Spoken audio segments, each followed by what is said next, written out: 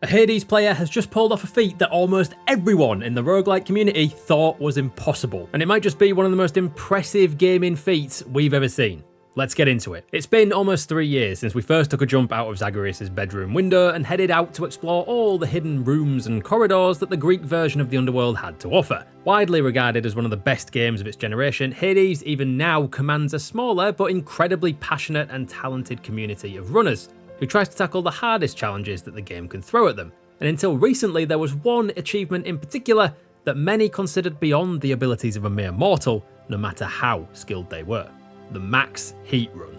For the uninitiated, who never managed to work their way through the hellish corridors of Tartarus all the way up to Elysium and the mortal world and managed to send Zagreus' father back where he came from and actually complete a run of Hades in the first place, Hades ups the ante when you defeat the Greek god of the Underworld once by introducing the Pact of Punishment system. Essentially, it adds extra layers of security to the forces of the Underworld, allowing players to voluntarily make things even harder for themselves than it was before by adding a ton of different modifiers to their runs. Stuff like giving enemies more health, taking away the chance of certain rewards appearing, adding a new ability to a boss's moveset, increasing the chances of certain mini-bosses appearing. The options for death and frustration are plentiful for those who want them. And by engaging in the system and whacking up the game's heat gauge in specific ways, you can unlock additional rewards, which helps extend the game's life for those who really are looking to explore everything the world of Hades has hidden away. A max heat run with the heat gauge turned up as high as it will go was pretty much never designed to be beaten. For a start, even the devs never really considered balancing the game with it in mind, since you can unlock everything it's possible to unlock in the game without ever getting close to ramping up the heat gauge to its maximum of 64.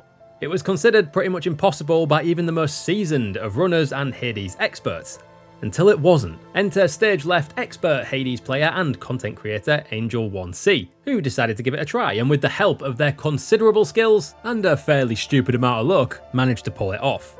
Angel was already considered one of the best Hades players in the world, but even for them this challenge is extreme. There is quite literally no incentive to complete a max heat run in Hades. There's no reward, no acclaim at the end. There is only the clout.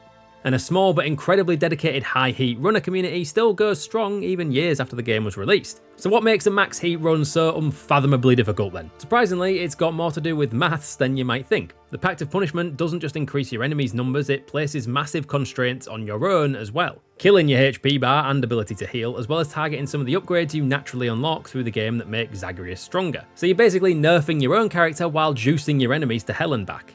The heat gauge also severely limits your reward choices. Zag can pick up all kinds of boons on his journey to the surface, from gems to boons from Greek gods to give him new abilities and bigger numbers, either in health or damage output, and a very specific loadout is required to even have a hope in hell of surviving the first few stages, let alone making it to the very top. So essentially, not only do you need a ridiculous level of skill, you also have to pull off that most fickle of feats: you have to get lucky. How lucky? Well, thankfully, popular Hades content creator Hylian, who in a cruel twist of fate happened to put out a video about how a max heat run would almost certainly never be completed, days before Angel1C managed to do it, simplified the numbers on how unlikely this kind of perfect run would be. To get an actually completable run with everything you need in it, you have about a 0.0147% chance, or about 1 in every 6,802 attempts. That is stupidly unlikely, and would take, in theory, hours to days before an even plausible max heat run rolled around. And then you actually have to, well, do it. And as you can see from the gameplay from my attempts, even for someone who has beaten the game, and I like to think relatively good at it, the constraints placed on you are just so punishing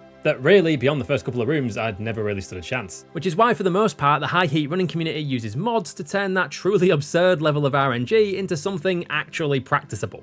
In a chat with IGN, Angel1C outlined what those mods are designed to do, essentially making it more about skill than what they call toxic RNG. So things like making the first boon you find fixed, or standardizing mini-bosses so you know what you're getting, changing it so you know where you can find fountains that heal Zagreus and have no enemies in them. It just levels the playing field a little bit and reduces the amount of time players actually have to try and find that perfect run before, pulling it off. And thanks to Angel C1, we now know that it's completely possible to make a max heat run work, even if it is stupidly difficult, because they decided it just wasn't difficult enough. They didn't use any of those mods.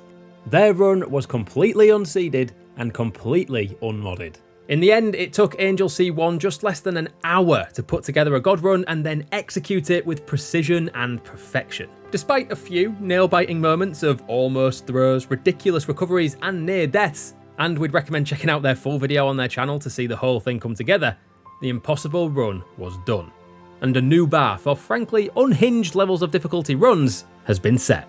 And if you're into Hades and can't wait to get your hands on the upcoming sequel, check out this video here, where we talk about who exactly is Melina.